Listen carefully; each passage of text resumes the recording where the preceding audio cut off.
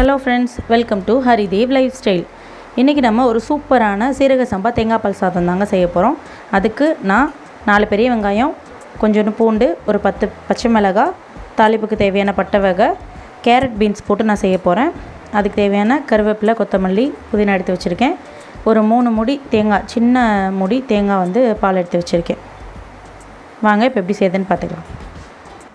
நம்ம தாளிப்புக்கு அளவாக தான் எண்ணெய் சேர்த்துருக்கோம். ஏன்னா தேங்காய் எண்ணெயில் நல்லா தேங்காய் பால் செய்கிறதுனால நம்ம எண்ணெய் நிறையா சேர்க்க தேவையில்லை. இப்போது கொஞ்சோண்டு சோம்பு, 3 ஏலக்காய், ஒரே ஒரு அன்னாசிப்பூ, 3 லவங்கம், ஒரு பட்டை போடுறேன்.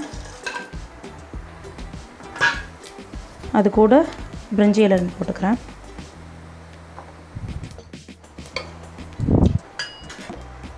இது கூட இப்போது பச்சை மிளகாய் சேர்த்துக்கிறேன்.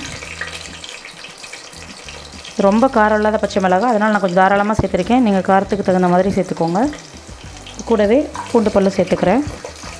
நீங்கள் பூண்டு இடிச்சும் சேர்த்துக்கலாம், அப்படியும் சேர்த்துக்கலாம். எனக்கு அப்படியே சேர்க்குறது பிடிக்கும், நான் அப்படியே சேர்த்துக்கிறேன்.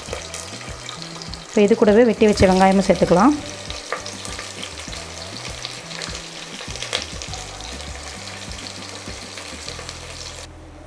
இப்போ ஒரு பிடி அளவுக்கு புதினா, மல்லி, கருவேப்பிலை அமுத்தி பிடிச்ச ஒரு பிடி அந்த அளவுக்கு நான் சேர்த்துக்கிறேன். அது கூடவே வெட்டி வச்ச கேரட் பீன்ஸ் சேர்த்துக்கிறேன்.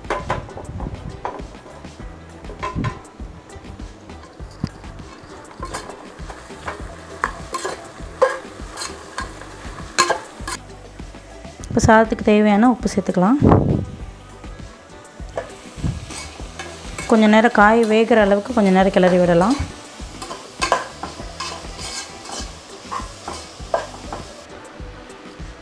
இப்போ நம்ம அரிசி சேர்த்துக்கலாம்.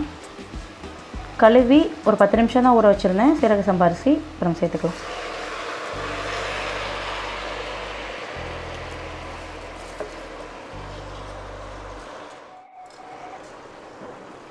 ஒரு 1 நிமிஷத்துக்கு கலந்து விடலாம்.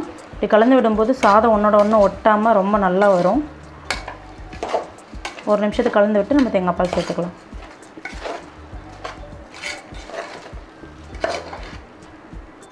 நான் இந்த டம்ளரில் 2.25 டம்ளர் ரைஸ் எடுத்தேன். நான் இப்போ இதில் ஒரு 3.25 டம்ளர் அளவுக்கு தேங்காய் பால் சேர்க்க போகிறேன். இதுவே போதுமானதாக இருக்கும். ஆல்ரெடி காய்கறி எல்லாமே வெந்துருச்சு. இப்போ நம்ம தேங்காய் பால் சேர்த்துக்கலாம்.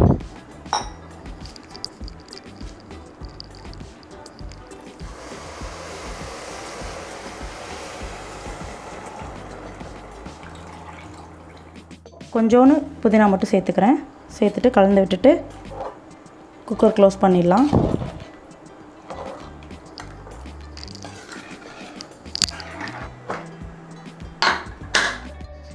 அப்போ தம்லேருந்து ரிலீஸ் பண்ணி எடுத்தாச்சு. தேங்காய் பால் சாதம் ரொம்ப அழகாக உதிரி உதிராக சூப்பராக வந்திருக்கு. பாருங்கள், கொஞ்சம் கூட அடி பிடிக்காமல் நல்லா வந்திருக்கு. நீங்களும் இதே மாதிரி ட்ரை பண்ணி பாருங்கள். ரொம்ப சூப்பராக இருக்கும். குழந்தைங்களாம் விரும்பி சாப்பிடுவாங்க. நம்ம ஒரு சட்டுப்புட்டுன்னு செய்கிற ஒரு கத்திரிக்காய் ரெசிபி தான் பார்க்க போகிறோம். இது ஒரு சைட் டிஷ். அதுக்கு 3 தக்காளி மிக்ஸி ஜாரில் சேர்த்துருக்கேன். அது கூட ஒரு 5-6 பல்லு பூண்டு சேர்த்துருக்கேன். இது ரெண்டையும் நல்லா மைய அரைச்சிட்டு வந்துட்டு தாளிக்க ஆரம்பிச்சிடலாம். இதுக்கு நீங்கள் கத்திரிக்காவை பொடிசாக கட் பண்ணி வச்சுக்கோங்க, கேரட் பீன்ஸ் பொரியலுக்கு மாதிரி. இப்போ நம்ம இதை அரைச்சிட்டு வந்துட்டு எப்படி தாளிக்கிறதுன்னு பார்க்கலாம். தாளிப்புக்கு கடலை எண்ணெய் சேர்த்துருக்கேன். அது கூட கடுகு சேர்த்துருக்கேன். பொரிஞ்சிருச்சு. சீரகம் சேர்த்துக்கலாம். கருவேப்பிலை சேர்த்துக்கிறேன். வெட்டி வச்ச வெங்காயம் சேர்த்துக்கலாம். இப்போ இது கூட நம்ம தக்காளி பூண்டு அரவையை சேர்த்துக்கலாம். இப்போ இதுக்கு தேவையான அளவு உப்பு சேர்த்துக்கலாம். இது கூடவே கொஞ்சமாக மஞ்சள் தூள். இப்போ நல்லா பொடிசாக நறுக்கி வச்ச கத்திரிக்காய் அதோடு சேர்த்துக்கலாம். எவ்வளோ பொடிசாக நறுக்கிருக்கேன்னு பாருங்கள். இந்த மாதிரி சேர்த்துக்கோங்க. தேவையான அளவு தண்ணி சேர்த்துக்கலாம். தண்ணி சேர்த்து மூடி போட்டு வேக விடலாம். வேக விட்டுட்டு நல்லா எண்ணெய் பிரிஞ்சு வர்ற வரைக்கும் வேகணும். அதுக்கப்புறம் பார்க்கலாம். இப்போ நம்ம கத்திரிக்காய் தொக்கு ரெடி ஆகிடுச்சு. இது ரொம்ப சிம்பிளான ஈஸியான வே. கத்திரிக்காய் சின்னதாக நறுக்கிறதுனால ரொம்ப சுவையாக இருக்கும். கண்டிப்பாக ட்ரை பண்ணி பாருங்கள். ஹரிதேவ் லைஃப் ஸ்டைலுக்கு சப்ஸ்கிரைப் பண்ண மறந்துடாதீங்க. தேங்க்யூ.